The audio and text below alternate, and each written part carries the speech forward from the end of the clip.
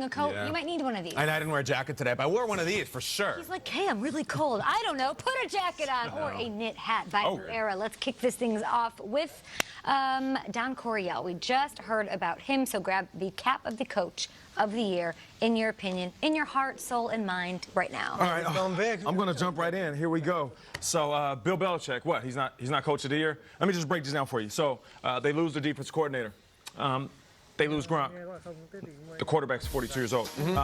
They lose N'Keal Harry. He still hasn't played. No AB, no Josh Gordon.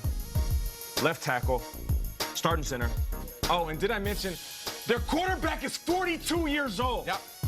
And they're still the best team in football. I'm going with the Patriots. I think we're just used to his greatness, so we don't consider him as coach of the year, but every year he should be in the consideration for coach of the year. Bill Belichick. It's fair. I'm going to go with the Saints, and I'm going to go with Sean Payton, whose coaching prowess was seen when their star quarterback wasn't on the field. I think Teddy Bridgewater's a fine quarterback, but the fact that it missed a beat, went 5-0 without Drew Brees in the lineup, the fact that Alvin Kamara left the game, and they still were able to win 2 games without him, I think what Sean Payton gets overlooked at is the innovation on offense. And he didn't go razzle-dazzle, he didn't go crazy. No, he actually kept it relatively tame and said, let's just win the games with Teddy and trust our defense.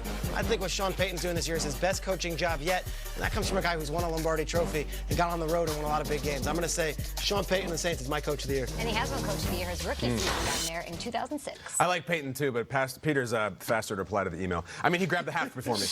Listen, you know, Jimmy Garoppolo doesn't really have any much more experience than Teddy Bridgewater, does he? It's the same deal. And I would ask that you want to talk about injuries. How's Jerick McKinnon looking this year? How's Joe Staley doing? Kyle Juszczyk? All of these guys on their team were supposed to be their key weapons. We have an undefeated record, and we're doing it in the NFC West, guys, where we got McVay and Pete Carroll this Monday night. It's Shanahan, I think. I love these guys. 8-0 speaks for itself, changing the game. Anybody at the table up for a little bit of shade shaming? Okay, sure. Oh, shall we? Baker Mayfield, he had some interesting looks in Week 9, before the game, during the game, and after. Nate noticed it, then everybody did, and here's Baker's explanation.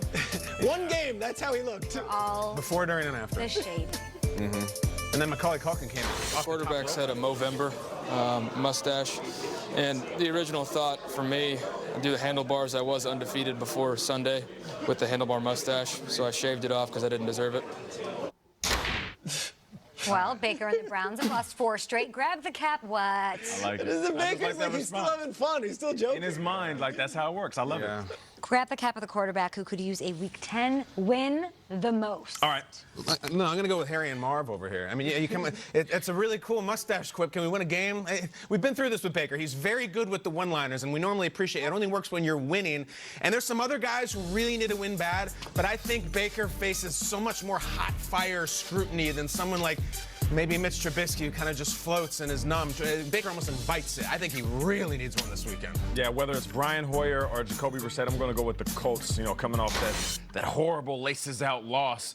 They're still 2-0 in the division. I don't want this season to start to spiral in the wrong direction, so they need a win regardless of who's at the quarterback position. I'm earnestly asking you, this is like the cool way to wear it now, guys? Yeah, that's how we do it here on the show. I'm serious. Top and tags. Probably take them off. Go with Kirk Cousins. We know his record in prime time. We know that all eyes will be on him. He goes into Dallas. He can silence a lot of doubters if he just plays really well and wins. Like, I know it's not all on his shoulders, and he's got this running back. And I was criticizing Cousins' inability to get that game-winning drive in Kansas City, and a lot of Vikings fans, very defensive, saying, well, what about Stefanski? What about... I don't want to...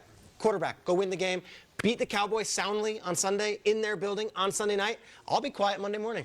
Yeah. We're lucky we get to sit next to this receiver every day, but this week was a special one. We had some amazing ones, the greatest of all time, Jerry Rice. We had Herman Moore drop by the show this week. Grab the cap of the wide receiver who's made the biggest leap in 2019. I want this to be Devontae, but it just can't be. Speaking of Herman Moore, maybe the next Lions great wide receiver is Kenny Galladay, and he's going to get big-time money if the Lions pay him. Cortland Sutton has been awesome every week with some quarterback play that hasn't been for the Denver Broncos. Speed around. If you haven't watched Cortland Sutton get a chance, he's got a highlight every single week, and he's already 17 yards away from surpassing his receiving yards total from his rookie year. Totally agree. He's killing it. They're messing with me What here. do you want? I want Tyler Lockett. I don't see a Seattle Seahawks hat. I'm sure there's someone here somewhere. Oh, it's green. Merry Okay, Christmas, thank you. you filthy animal. Hey, Angels, the filthy souls. Tyler Lockett has one every time he goes in the secondary. I know he put up good stats last year, but this year he seems not just like a big stat monster. He's just like a star receiver. Him and Russ doing incredible things. DJ Chark as well, I'll submit, from Jacksonville, doing great things.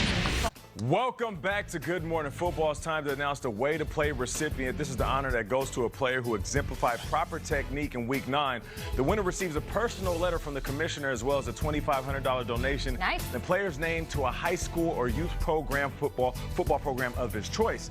The winner for this week is Panthers guard Greg Van Roten. I want you to pay attention to this because you might have seen the run, but let's check out the big block by the offensive lineman. Pay attention to my guy, number 73. He's going to pull and kick out and open up a huge hole. He is linebacker Wesley Woodyard, who is a monster, and Christian McCaffrey goes in basically untouched up until he gets to the 5-yard line. But watch this again. You'll see him pull in right here, and what happens is you can pull and find a linebacker in the hole, and you can cut a guy, you can go low on a guy, but he decides to go up top, hit him with his shoulders, engage with his hands, and then open up the hole by moving him out the way. That's how you do it right there. Big Greg Van Roten, I see you. The big uglies, the hog mollies, they're not going to show you love. We will. So congrats to you, GVR, on the award. You get a $2,500 donation that will be made in your name, and we can't wait to find out who will be the Way to Play recipient coming up this week. Now, to my guy who always opens up things for us here on the show, Will Silva. What's up, Will? What's up there, Nate? Smooth as silk, my friend, as always. Well, Panthers head coach Ron Rivera, he is certainly tired of answering questions about Cam Newton's health. Rivera saying it was a collective decision to place Newton on injured reserve. Now, technically, Newton could return in 8 weeks, but that means Kyle Allen would have played well enough to guide Carolina to the playoffs. Now, if that happens, then what? Well, Rivera says this particular injury will not be addressed until it's time to address it. Rivera doesn't want to touch it, and who can blame him? Allen has won 5 of the 6 games he's started this season, but don't expect Allen to talk like he's now the franchise QB with Newton on IR. My shoulder, honestly. I mean, my job is to, from before he went on IR, my job was to get ready to play every week. And then when someone told me it was not my turn to play anymore, then that's when I would stop playing. And so it's still the same thing right now. So it's like I tell you guys every single week. I take it week by week.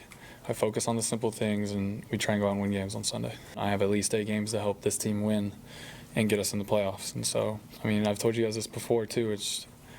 I knew when I got my opportunity to play in this league, I had to take advantage of it. Now I just have more opportunities afforded to me to play the rest of the season. Well, as for another NFC South quarterback, Matt Ryan, he was limited in practice with an ankle injury as Atlanta is coming off its bye week. Falcons head coach Dan Quinn saying Ryan is improving as the week has progressed and definitely is chomping at the bit. The injury sidelined him for the Week 8 loss to the Seahawks. Meanwhile, in D.C., NFL Network's Mike Garafolo reporting the expectation is that rookie Dwayne Haskins will be the starter again when Washington returns from its Week 10 bye and hosts the Jets. It would be his 2nd career start. Haskins' 144 yards and 0 passing touchdowns are the fewest by a 2019 first-round quarterback in his first start this season. Of course, Kyler Murray, 308 passing yards and 2 TDs in his first start. Daniel Jones, 336 yards and 2 TDs in his start. The Redskins offense has gone 3 straight games, though, without any touchdowns for the first time since 1950. So they need to get something going on offense, Kay. That is a staggering statistic, of course. Something going on offense might be Darius Geis. He's back at practice. The team cleared a roster spot for Geis. So hopefully he and Adrian Peterson can be a nice 1-2 punch. Thanks, Will. Yep. Coming up next on Good Morning Football, Patrick Mahomes. Fred, back at practice, looking good. We have the pregame warm-up, half sips. Are we going to see him on the field, though, Sunday not wearing that? And Baker Mayfield reveals why he went from full beard to mustache in a matter of hours on Sunday, because this is a story. Can't wait to hear about that. Now, this season, the NFL and the players are honoring those who bravely serve our country through Huddle for 100. Fans are encouraged to join NFL players in writing letters expressing gratitude to our service members, veterans, and their families. A letter of thanks can go a long way. Visit NFL.com/salute to learn how you can send your letter today.